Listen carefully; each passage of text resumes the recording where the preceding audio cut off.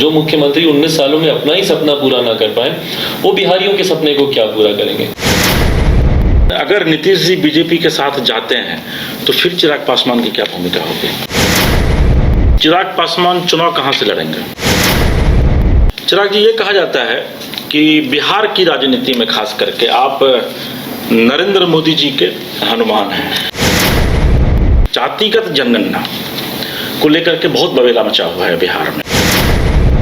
ऐसे दलों का गठबंधन है जहां पर एक मंच पर एक दर्जन से ज्यादा आपको प्रधानमंत्री पद के दावेदार दिखाई देते हैं। जो 5 राज्यों में मिलकर चुनाव नहीं लड़ पाए, वो देश का चुनाव एक साथ लड़ेंगे, ये संभव होता हुआ नहीं दिखता। मुख्यमंत्री के खिलाफ आक्रोश इतना ज्यादा है कि वो जिस गठबंधन में रहेंगे, उस गठबंधन को उनके रहने का नुकसान हो। मुख्यमंत्री कौन बनता है नहीं बनता है, बट मेरा लक्ष्य इतना जरूर है कि बिहार फर्स्ट, बिहारी फर्स्ट को विकसित बिहार बनने के लिए धरातल पर उतरना चाहिए। चिराग जी, शादी कब कर रहे हैं? नमस्कार, मैं एसके राजीव। एक बड़ी अच्छी पंक्ति है कि कहते हैं कि घर को आग लगी घर के चिराग से, लेकिन आपको जानकर के ये हैरानी होगी कि हम जिस चिराग की बात कर रहे हैं वो एक ऐसे चिराग हैं जो सिर्फ रोशन करना जानते हैं। जी हाँ, आप सही समझे होंगे। इस वक्त हमारे साथ बात करने के लिए मौजूद हैं चिराग पासवान जी। यूँ तो चिराग पासवान जी किसी पहचान के मोहताज नहीं हैं, लेकिन इसके बावजूद हम आपको यह बताना चाहेंगे कि चिराग पासवान वह शख्सियत हैं जिनको राजनीति भले ही विरासत में मिली हो, लेकिन विरासत में मिली इस राजनीति को आखिर कैसे जनता के बीच ले जा करके एक लोकप्रिय राजनेता बना जाए, ये चिराग पासवान बखूबी जानते हैं। चिराग जी, एक बड़ा सवाल है, और सवाल यह है कि आप जब राजनीति में आए तो आपके जेहन में एक सवाल था जी, और वह सवाल यह था कि बिहार को कैसे फर्स्ट बनाया जाए, बिहार को कैसे पहले पैदान पर लाया जाए। लिहाजा आपने एक अच्छा नारा दिया, बिहार फर्स्ट, बिहारी फर्स्ट जी। लेकिन आपको लगता है कि जो नारा आपने दिया था, जो मुहिम आपने एक शुरुआत की थी बिहार को लेकर के, बिहारियों को लेकर के, उसे आप मुकाम तक पहुंचा पाए? अभी तो शुरुआत ही है, और यकीनन ये रास्ता लंबा और कठिन दोनों है। जिस तरीके से आज़ादी के 75 साल के बाद एक करके, और शायद अतिशयोक्ति नहीं होगी अगर मैं ये कहूँ, सुनियोजित तरीके से बिहार को बर्बादी की कगार की ओर धकेला गया है, उस खाई को भरने में यकीनन समय लगेगा। जिस तरीके से जातिवाद की जड़ों को यहाँ पे इतना गहरा कर दिया गया है, जिस तरीके से सांप्रदायिकता को रह रहकर यहाँ पर बल दिया जाता है राजनीतिक लाभ के लिए। बिहार फर्स्ट, बिहारी फर्स्ट की जब मैं बात करता हूँ, मैं कोई अगड़ा बिहारी या पिछड़ा बिहारी या दलित बिहारी या मुस्लिम बिहारी की मैं बात नहीं कर रहा हूँ, मैं 13 करोड़ बिहारियों की बात कर रहा हूँ। और दिक्कत यही है हमारे प्रदेश में कि ये बिहारी पहचान को धूमिल कर दिया गया। टू एन एक्सटेंड की दूसरे राज्यों में जाइए तो इसको गाली के तौर पर बिहारी शब्द को इस्तेमाल किया जाता है। ये पहचान कि भाई आप बिहारी हैं, इसको हटाकर ये पहचान बना दी गई कि भाई आप ब्राह्मण बिहारी हैं तो आप भूमियार बिहारी हैं, तो आप दलित बिहारी हैं, तो आप महादलित बिहारी हैं, पर आप सिर्फ बिहारी हैं। ये पहचान को आपसे छीन लिया गया है, और ये जात पात धर्म मजहब की राजनीति के तहत लोगों को बांटकर, समाज को बांटकर अपना राजनीतिक लाभ यहाँ के राजनीतिक नेता, यहाँ के राजनीतिक दल लंबे समय से उठाते रहे। तो यकीनन ये रास्ता कठिन है। कोशिश करता हूँ लोगों को जोड़ने की, जात पात धर्म मजहब से उठकर 21वीं सदी का पढ़ा लिखा युवा हूँ, मैं नहीं मानता इन तमाम व्यवस्थाओं में, तो व्यवस्था के विरुद्ध चलने का प्रयास कर रहा हूँ, बट इतना यकीन जरूर है कि अपने लक्ष्य को प्राप्त जरूर करूँगा। चिराग भाई, एक लगातार एक चर्चा जो है वो आम जनता और लीडर में भी इस बात की चर्चा होती रहती है, मीडिया में भी इस बात की चर्चा होती रहती है कि राजनीति जो है वो आपको विरासत में मिली है, और वो भी आपके जो पापा थे स्वर्गीय रामविलास जी, कई बार मैंने उनका इंटरव्यू भी किया है, काफ़ी लो प्रोफाइल व्यक्ति थे और वहाँ से वो सत्ता के सर्वोच्च पद पर बैठे। लोग यह कहते हैं, जनता यह कहती है, या फिर राजनेता जो आपके पोजीशन में यहाँ लोग हैं वो कहते हैं कि भाई विरासत में चिराग को राजनीति मिली है, वो उसको संभाल के नहीं रख पाएंगे।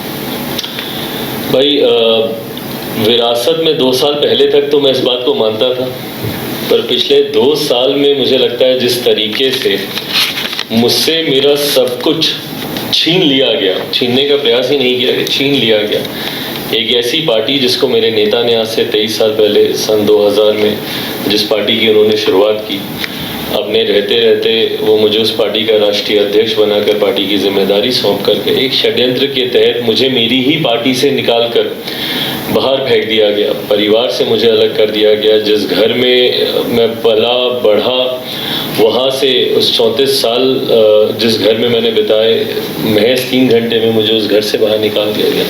तो इन तमाम परिस्थितियों के बाद जो पिछले 2 साल का मेरा संघर्ष रहा, भाई 2 साल पहले कई ऐसे हैं और कई मीडिया के भी साथी हैं जिन्होंने मेरी लिटरली पॉलिटिकल ऑबिचुरी लिख दी थी, जिन्होंने इस बात को कह दिया था कि चिराग पासवान आज समाप्त है और आने वाले समय में चिराग पासवान का नाम भी संभवतः राजनीतिक जगत में नहीं लिया जाएगा।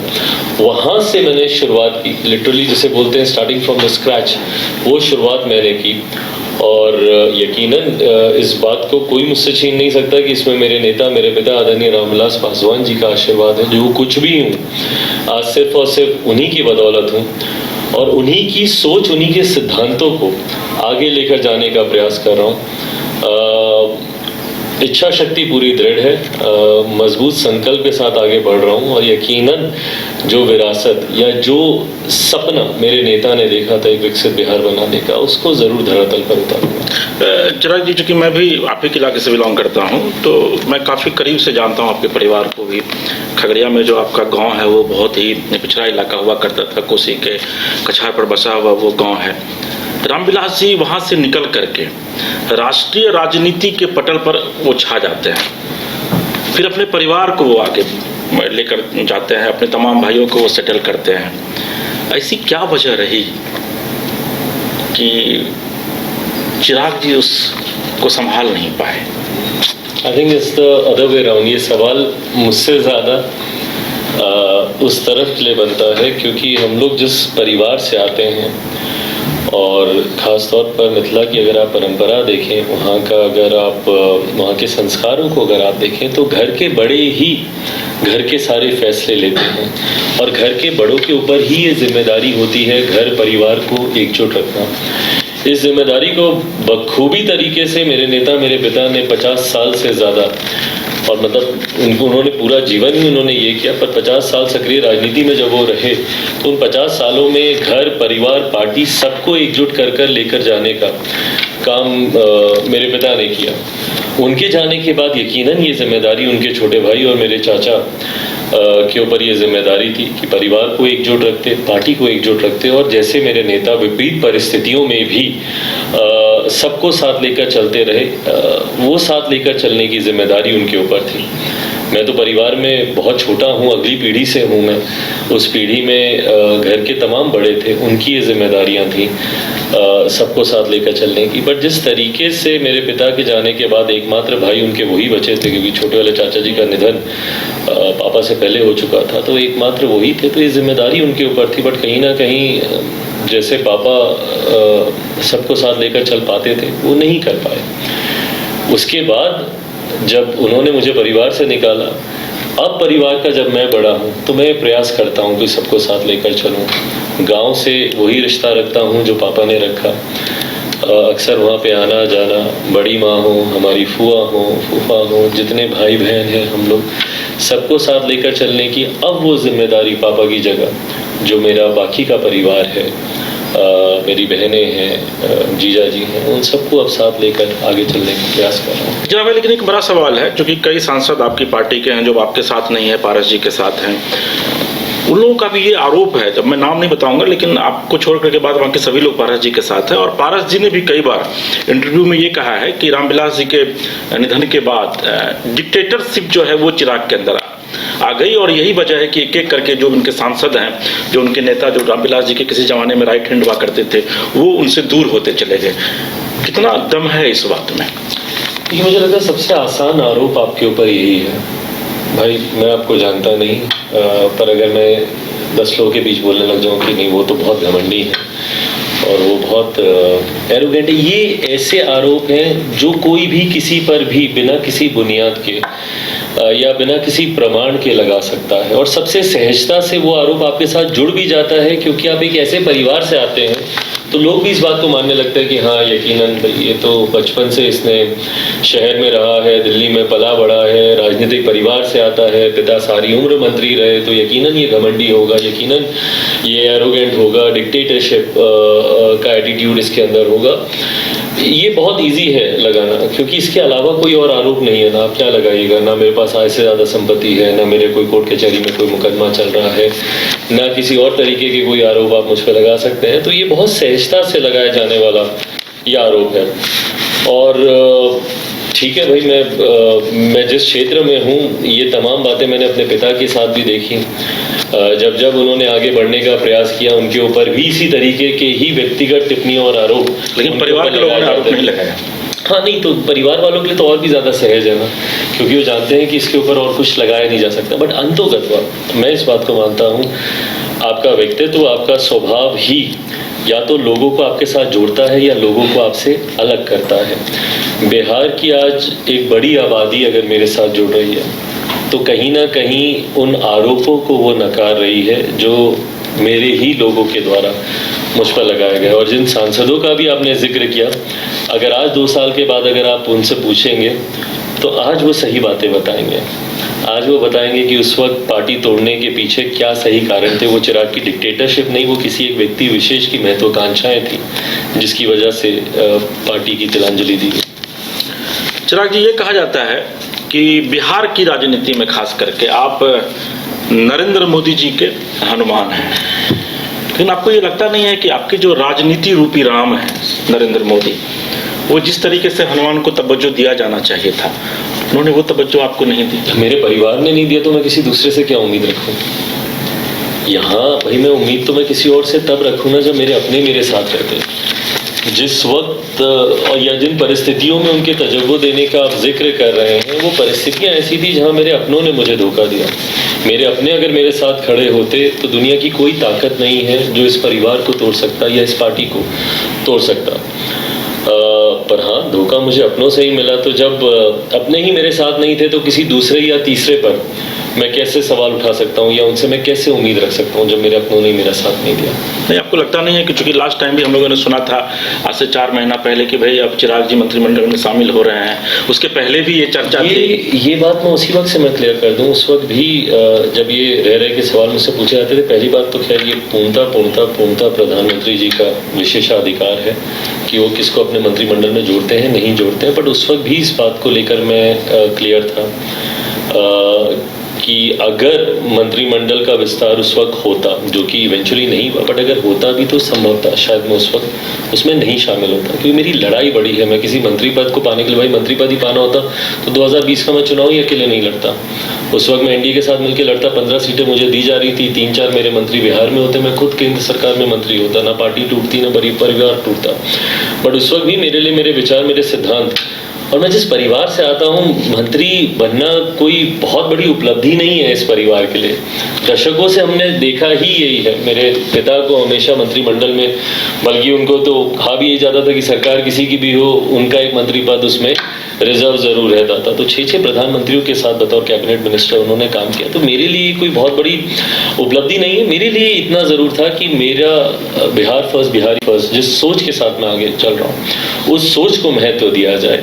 और वो सोच को महत्व आने वाले लोकसभा के चुनाव में, विधानसभा के चुनाव में मेरे लिए प्राथमिकता वो थी। तो मंत्रिमंडल में 4 महीने 6 महीने के लिए जाकर भी कुछ बहुत हासिल नहीं होता। तो इसलिए उस वक्त मेरी तरफ से इस बात को क्लियर भाजपा के समक्ष रख दिया गया था कि अगर कोई ऐसा विस्तार होता भी है तब भी मैं उसमें नहीं आना चाहूँगा मंत्रिमंडल। तो वाकई में ये सही बात है, या फिर कहा यह जा रहा है कि आपके सेवा भाव में कहीं कोई कमी रह गई, या फिर जो नरेंद्र मोदी जी रूपी राम है, जिस तरीके से एनडीए की उस बैठक में, अगर मेरी याददाश्त सही है तो शायद 18 जुलाई की वो बैठक थी जिसमें एनडीए के 25 साल होने पर तमाम घटक दलों को बुलाया गया था। और मुझे लगता है जिस तरीके से प्रधानमंत्री जी ने गले लगाकर और जिस लाड दुलार से उन्होंने मेरा स्वागत वहाँ पे किया था, और जहाँ तक रही बात सेवा की, मैं सिर्फ बिहार की सेवा करता हूँ, किसी व्यक्ति विशेष की, किसी दल की सेवा नहीं करता हूँ। और मेरा लक्ष्य बहुत क्लियर है, मेरी सोच बहुत क्लियर है कि बिहार को विकसित राज्य बनाना है। उसके लिए ना समझौता मैंने कभी पहले किया था, ना भविष्य में कभी करूँगा। यह जातिगत जनगणना को लेकर के बहुत बवेला मचा हुआ है बिहार में। और इत्तेफाक से जिस दिन जातिगत जनगणना को लेकर पटना में प्रेस कॉन्फ्रेंस किया जा रहा था, उस दिन आप ऑस्ट्रेलिया में थे। हालांकि आपने वहाँ से वीडियो के माध्यम से अपनी बातों को रखा, लेकिन आपको लगता नहीं है कि इस जातिगत जनगणना से आने वाले दिनों में बिहार को क्या बहुत ज़्यादा फायदा होने वाला है, या फिर बहुत ज़्यादा नुकसान होने वाला है, या फिर सिर्फ एक राजनीतिक लाभ लेने के लिए कुछ जो राजनीतिक दल हैं उन्होंने इसका प्रयोग या फिर इसका उपयोग किया है? जिन्होंने राजनीतिक लाभ की दृष्टि से जातीय जनगणना के आंकड़े सार्वजनिक किए हैं, उनको लाभ कम नुकसान उनको ज़्यादा होगा। और ये सोच ही गलत है कि जातीय जनगणना से आप राजनीतिक लाभ लें। हम लोग पक्षधर इस बात के ज़रूर हैं कि जातीयता पे आधारित जनगणना होनी चाहिए, हम लोग इसके पक्षधर हैं। पर उसके पीछे का कारण ये है कि आज की भी तारीख में राज्य सरकार की हो या केंद्र सरकार की हो, कई ऐसी योजनाएं हैं जो कि जातियों पे आधारित योजनाएं बनाई जाती हैं। फलाना जाति के लिए ये योजना, फलाना जाति के लिए ये योजना। ऐसे में ज़रूरी है कि कम से कम सरकार के पास उन आंकड़ों को सार्वजनिक करना कितना सही था, गलत था, मैं नहीं जानता, बट सरकार के पास ये आंकड़े ज़रूर होने चाहिए ताकि उसके अनुपात में उस योजना में राशि आवंटित की जाए। भाई जब तक आपको पता ही नहीं है कि फलाना जाति की क्या आबादी है, तो आप किस आधार पर आप राशि आवंटित कर रहे हैं? भाई कोई एक पैरामीटर तो होगा कि भाई हर 1 लाख आदमी पर हम इतना करेंगे या हर 10 लाख पर हम इतना करेंगे, पर वो आंकड़े आपके पास, सरकार के पास तो कम से कम होने चाहिए। और कई बार न्यायालय के द्वारा भी ये मांग की गई है कि भाई अगर कोई विषय जाता है तो कई बार पूछा जाता है कि इसकी कितनी आबादी है। तो ये आंकड़े, क्योंकि 1931 के बाद कभी ऐसी जनगणना हुई ही नहीं, तो वो आंकड़े मौजूदा परिस्थिति में क्या है क्या नहीं, वो किसी के पास नहीं है। इसीलिए हम लोग ने भी इस बात का समर्थन किया था कि आप ये जातीय जनगणना करवाइए। बट जिस तरीके से जनगणना हुई और जिस तरीके से आंकड़े सामने आए, ये कहना गलत नहीं होगा कि जो 1931 की जनगणना है उसी की एक एवरेजिंग आज की तारीख में सामने आ गई है। उसी की एक एवरेजिंग निकाल के आपने उन आंकड़ों को आपने पेश कर दिया, मोटा मोटी जो सब बोलचाल में जो चल रहा था। तो ऐसा लगता है कि भाई एक बंद कमरे में बैठकर इन आंकड़ों को तैयार किया गया, और उसके बाद जिस राजनीतिक दृष्टि से उन आंकड़ों में फेरबदल किया गया, कुछ ऐसी जातियां या कुछ ऐसे समीकरण जो मौजूदा सरकार को लाभ देते हैं, उनको जिस तरीके से बढ़ा चढ़ाकर दिखाया गया। कई ऐसी जातियां, अगर मैं गलत बोल रहा हूँ मुझे टोकिएगा, पर मुझे लगता है आज की तारीख में मुझसे ज़्यादा शायद ही कोई और नेता सड़क पर होगा। मैं बिहार के गांव-गांव जा रहा हूँ, जिले-जिले जा रहा हूँ, कार्यक्रम हम लोग कर रहे हो, मेरे कार्यक्रमों में जात पात धर्म मजहब से उठकर लोग आए। तो मोटा मोटी हम लोग को भी अंदाज़ा लगता है कि भाई किसकी क्या जाति होगी। तो ऐसे में कुछ जातियों को कमतर करके दिखाना, अब फॉर दैट मैटर इवन पासवानों को अगर आप देखिएगा, भाई इससे बहुत ज़्यादा आबादी है। जिस तरीके से 5% दिखाया गया है पासवानों को लेकर, या अनुसूचित जाति में कई ऐसी छोटी जातियां जिनको और कम करके दिखाया गया, या पिछड़ा वर्ग, अति पिछड़ा वर्ग की कई ऐसी जातियां हैं जिसको और कम करके दिखाने का प्रयास किया गया।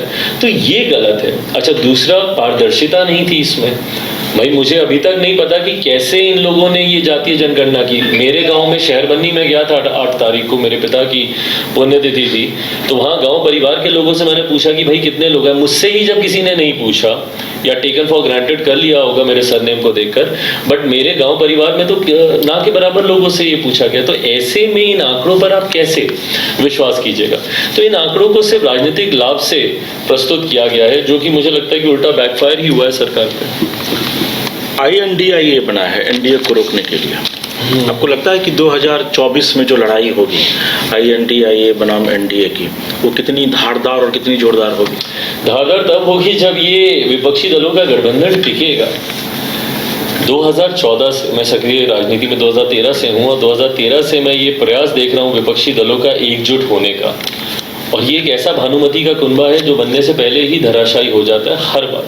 14 में भी ये विफल हुआ, 19 में भी विफल हुआ, 24 से पहले फिर ये प्रयास किया जा रहा है। बट इसकी कच्ची डोरें अब दिखने लगी हैं। जिस तरीके से अखिलेश जी का और कांग्रेस के बीच विवाद हुआ, या जिस तरीके से आम आदमी पार्टी एक बयान को लेकर, जिस तरीके से आम आदमी पार्टी मुंबई में जो इनकी बैठक होनी थी उससे पहले बिफर गई थी, और जिस तरीके से उनके बयान आए, या जिस तरीके से मध्य प्रदेश के एक राज्य के चुनाव को लेकर, जिस राज्य में संभवतः सपा का उतना जनाधार भी नहीं है, बट वहाँ पे एक सीटों का तालमेल को लेकर जिस तरीके से कांग्रेस और अखिलेश जी के बीच में दरारें इतनी ज़्यादा स्पष्ट दिखने को मिली, जहाँ पे शब्दों की भी मर्यादा को तार तार किया गया। जिस तरीके से अखिलेश जी के बारे में कौन अखिलेश वखिलेश, ये सब गलत है, पर ये सारी बातें कही गई तो ये अपने में दर्शाता। और अब तो सुनने में आया कि उत्तर प्रदेश में शायद अखिलेश जी के नाम के पोस्टर भी लग गए हैं कि उनको प्रधानमंत्री बनाया जाए। तो ये एक ऐसे दलों का गठबंधन है जहां पर एक मंच पर 1 दर्जन से ज्यादा आपको प्रधानमंत्री पद के दावेदार दिखाई देते हैं और सबकी महत्वाकांक्षाएं इतनी हावी हैं कि एक दूसरे के सर पर पांव रखकर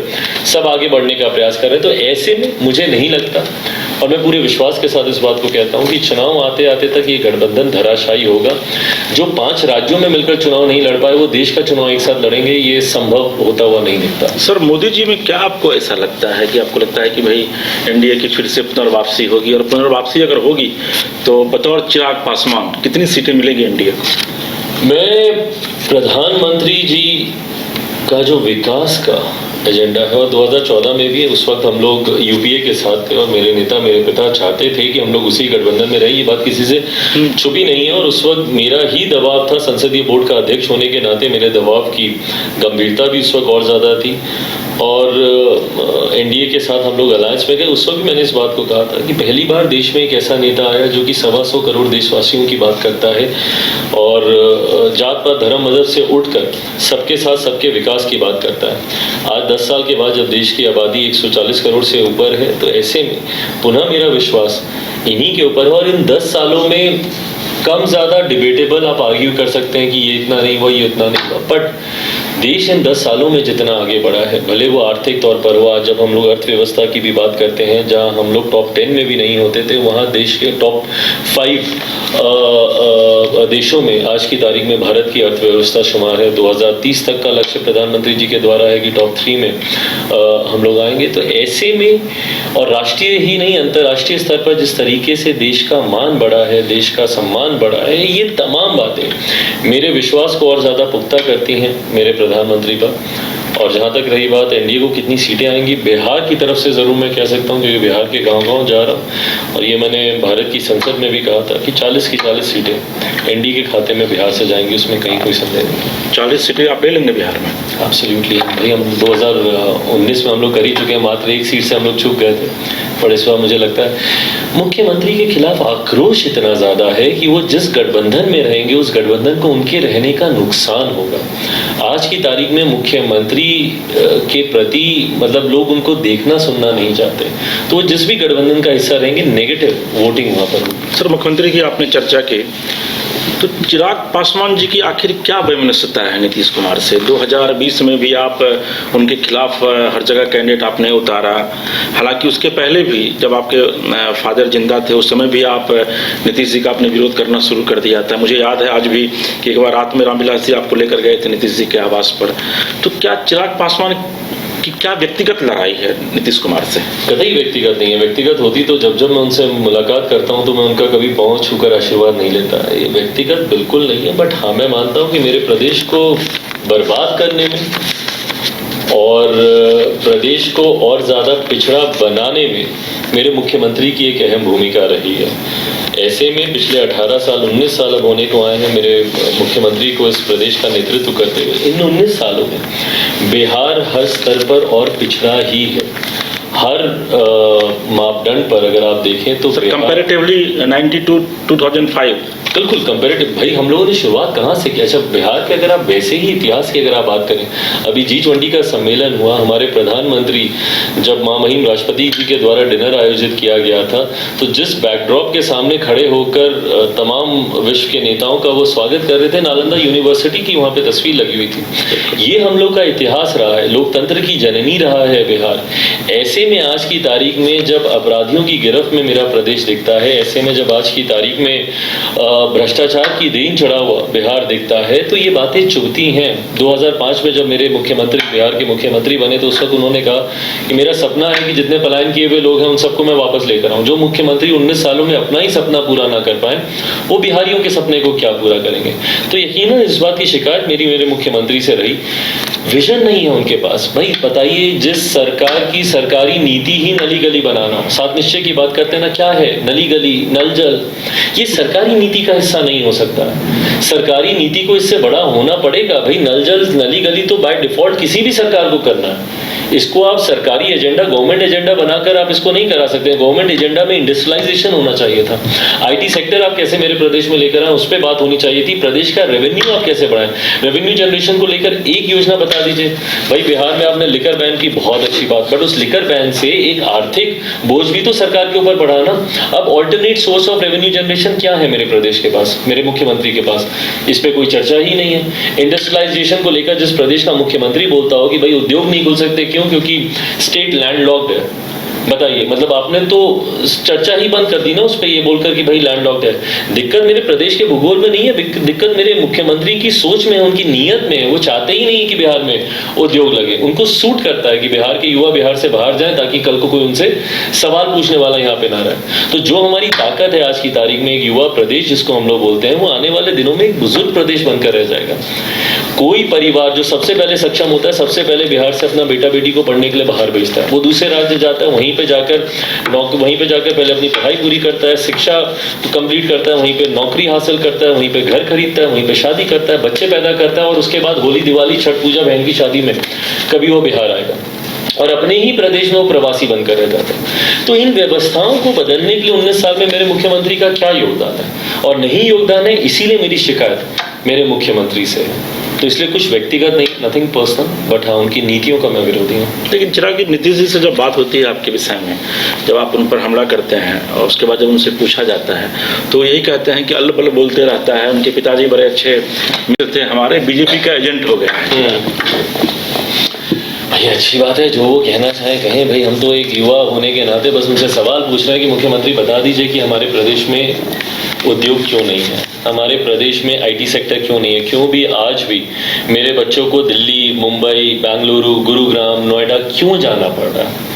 भाई अगर हम आपसे नहीं कोई शिकायत करते, अगर ये व्यवस्था ऐसी नहीं होती, आज भी मेरे बच्चे कोटा जाते हैं पढ़ाई करने। कोटा में पढ़ने वाला बिहारी, पढ़ाने वाला बिहारी, अधिकांश शैक्षिक संस्थानों के मालिक वहाँ पे बिहारी, पर व्यवस्था राजस्थानी।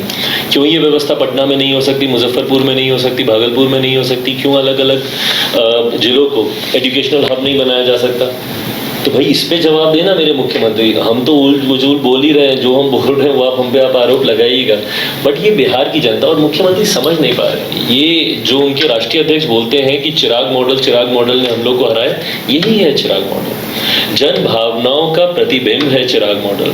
हम वही सवाल पूछ रहे हैं जो आम बिहारी पूछना चाह रहे हैं। सर वो तो कह रहे हैं कि भाई बीजेपी का है चिराग मॉडल, इसीलिए हम बोल रहे हैं ना कि ये अपने आप को गलत फहमी में रख रहे हैं, बीजेपी में उलझाकर। जनता का आक्रोश को ये समझ ही नहीं पा रहे। ये 2020 में भी नहीं समझ पाए। नतीजन तीसरे नंबर की पार्टी बन के अभी भी नहीं समझेंगे तो शून्य पर आउट होंगे अगले चुनाव में। सर एक बड़ा सवाल है, नीतीश जी ने कहा है कि तेजस्वी जो है वो अब मेरे बेटे की तरह हैं और आने वाले दिनों में अब वो सब कुछ देखेंगे। कितनी चुनौती है चिराग पासवान को तेजस्वी से? नहीं, कोई चुनौती नहीं है, और मैं सकारात्मक प्रतिस्पर्धा में मैं विश्वास रखता हूँ। वो अपना विजन लेकर आए, मैं अपना विजन लेकर जाऊँगा। Let the people of my state decide, उनको अंतिम फैसला लेना है कि वो किसके साथ जाना चाहते हैं। सर एक सवाल है, राजनीति में परिवारवाद, इसको आप राजनीति के लिए कितना शुभ मानते हैं? भाई शुभ अशुभ की बात ही नहीं है। Eventually I think everything boils down to your potential, your capabilities. ये जरूर एक नया वो चल गया है नेपोटिज्म, परिवारवाद, बट अंतोगत्वा मुझे लगता है कि जनता जिसको स्वीकार करती है वही आगे बढ़ता है। सिर्फ आप किसी एक बड़े परिवार से आप आते हैं, ये आपका सौभाग्य हो सकता है, आपकी काबिलियत नहीं। सौभाग्य से मैं इतना जरूर मानूंगा, एक इजी एंट्री आपको मिल जाती है, बट आपका काबिलियत ही आपको उस मुकाम से आगे लेकर जाता है और उस मुकाम पर बनाए रखता है। अगर ऐसा नहीं होता तो मुझे लगता है इतिहास में जितने भी प्रधानमंत्री, राष्ट्रपति रहे, उन सबके बच्चे आज की तारीख में कहीं ना कहीं बड़े पद पर ही होने चाहिए थे राजनीति में। जबकि हकीकत है कि कई ऐसे प्रधानमंत्री और राष्ट्रपति के बच्चे हैं जिनके नाम को या उनकी परिवार के लोग आज की तारीख में कहाँ शायद हम लोग जानते भी नहीं। तो इवेंचुअली अगर आप में वो सामर्थ्य है, अगर आप में वो पोटेंशियल है, तो आप आगे बढ़ेंगे। नहीं बढ़ेंगे तो जनता आपको रिजेक्ट कर देगी। सर नीतीश जी का मन कभी कभी बीजेपी के प्रति डोलने लगता है, क्योंकि आपको पता है कि 2024 में लोकसभा चुनाव जो है वो बीजेपी के लिए बहुत ही महत्वपूर्ण है, क्योंकि केंद्र में उनको फिर से सत्ता हासिल करनी है। अगर, हालांकि बड़ा हाइपोथेटिकल क्वेश्चन है ये, लेकिन अगर नीतीश जी बीजेपी के साथ जाते हैं तो फिर चिराग पासवान की क्या भूमिका होगी? पहले तो मैं ये क्लियर कर दूं कि मेरे मुख्यमंत्री का मन बीजेपी के लिए ही नहीं डोलता। मेरे मुख्यमंत्री का मन हमेशा दबाव की राजनीति को साधने के लिए हर उस घटक दल की तरफ डोलता होता है जिसके विरोध के गठबंधन में वो रहते हैं। मेरे मुख्यमंत्री जब एनडीए में रहते हैं तब उनको लालू जी की इफ्तार याद आती है और पैदल चले जाते हैं उनकी इफ्तार में।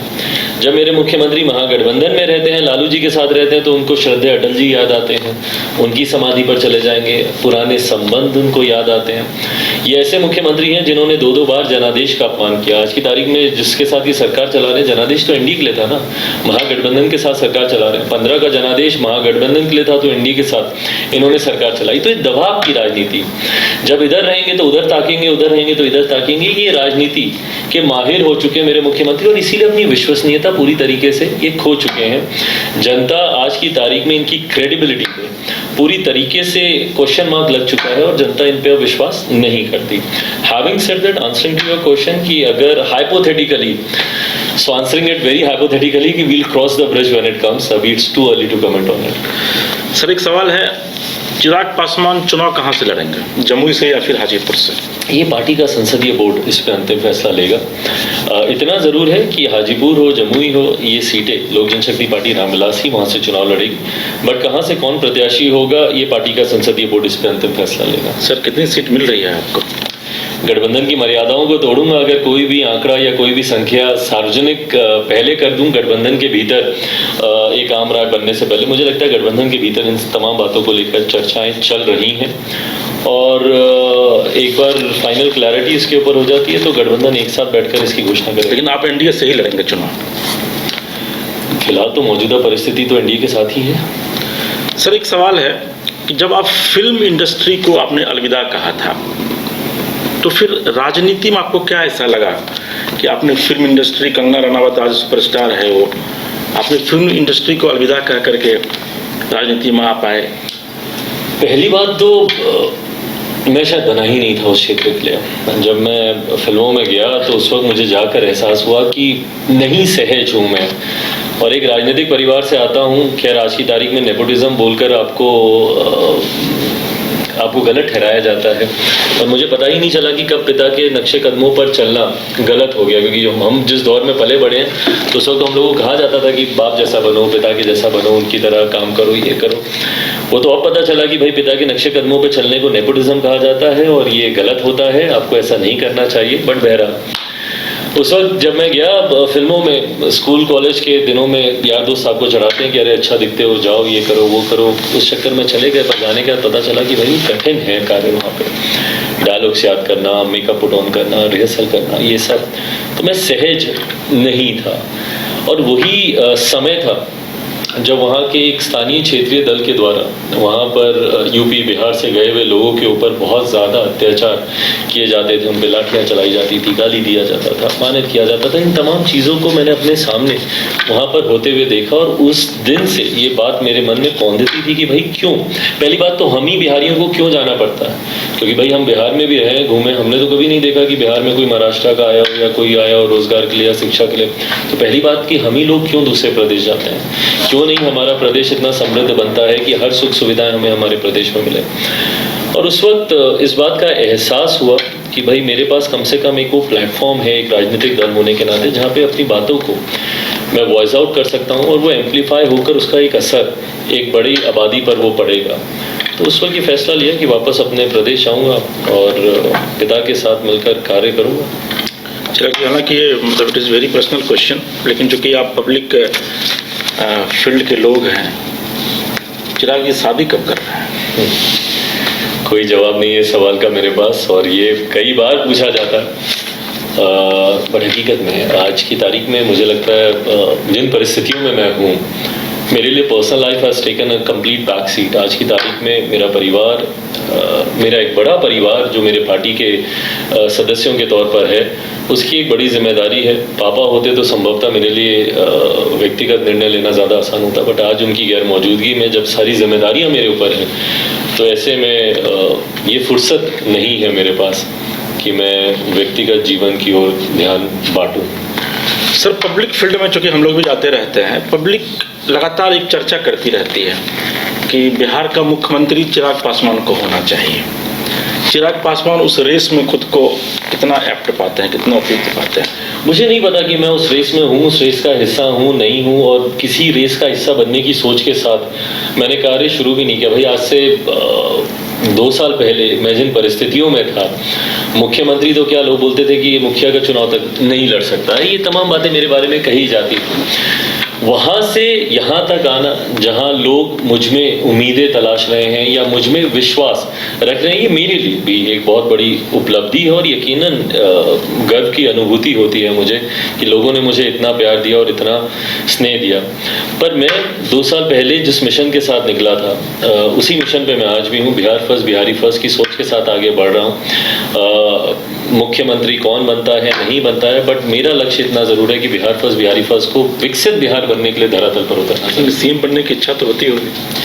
फिर मैं वही बोलूँगा भाई, मैं उस परिवार से आता हूँ जहाँ पे ये तमाम पद बहुत ज़्यादा आपको एक्साइट नहीं करते हैं। हाँ, ये पद ज़रूर माध्यम बनते हैं अपनी सोच को मजबूती से धरातल पर उतारने का। मैं ज़रूर चाहूँगा आने वाले दिनों में मैं बिहार फर्स्ट, बिहारी फर्स्ट की सरकार ज़रूर बिहार में देखता हूँ और वो लक्ष्य मेरा ज़रूर है। चलिए चिराग जी, बहुत बहुत धन्यवाद आपका अपना कीमती वक्त देने के लिए। एक बड़ी अच्छी पंक्ति है जिसमें यह कहा गया है कि जानवे चले थे मंजिल मगर आदमी मिलते गए और कारवां बनता गया। और शायद चिराग जी का यह कहना है कि चिराग पासवान जात नहीं बल्कि जमात की सियासत करता है और जमात का जो फैसला होगा वो चिराग पासवान को मंजूर होगा। फिलहाल एसके राजीव को दीजिए इजाज़त और आप देखते रहिए न्यूज़ 22 इसको। नमस्कार।